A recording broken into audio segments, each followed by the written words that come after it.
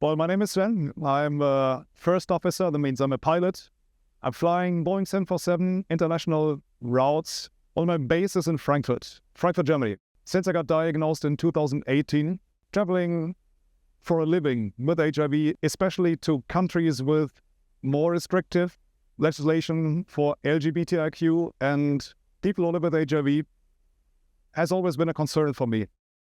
I started crossing borders with hiding the medication in other boxes like vitamin boxes and so on. It was always in my mind, well, what if they discover my medication and a customs inspection? What if they, in a baggage control, open my suitcase and the medication gets visible? And only the thought about taking measures not to be identified as living with HIV is a concern already, and is a reason to feel strange, to not feel comfortable. Well, the experience that struck me most was in the year 2021.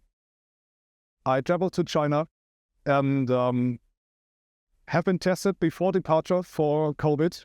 The test resulted negative. And on the flight to China, I began to feel a bit dizzy. I felt a little fever.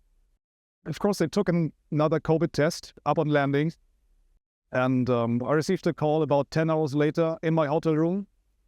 I don't know who called me. Some person just saying something about a positive test result and taking me to hospital for blood samples and antibodies. My heart in this moment froze. I was totally panicked because the first thing that came to my mind with a blood test and antibody test, of course, was an HIV test. And I imagined being in a hospital somewhere in Shanghai, positive for COVID and positive for HIV. Later, they explained they would like to test for COVID. I didn't really trust them. And my concern was, if my condition should be, I would really need intensive care, how would they really treat me? Would I get my medication? Would they give me my medication that I am used to? Would they treat me at all? Or how would they treat me in a country where even being queer, being gay is stigmatized, and being HIV positive even more? Well, they insisted on hospitalizing me, which I refused.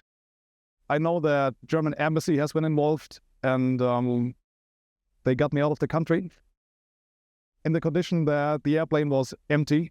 So we are flying back with an empty airplane, me as the only passenger. The whole operation was very unpleasant, but I got back the same day.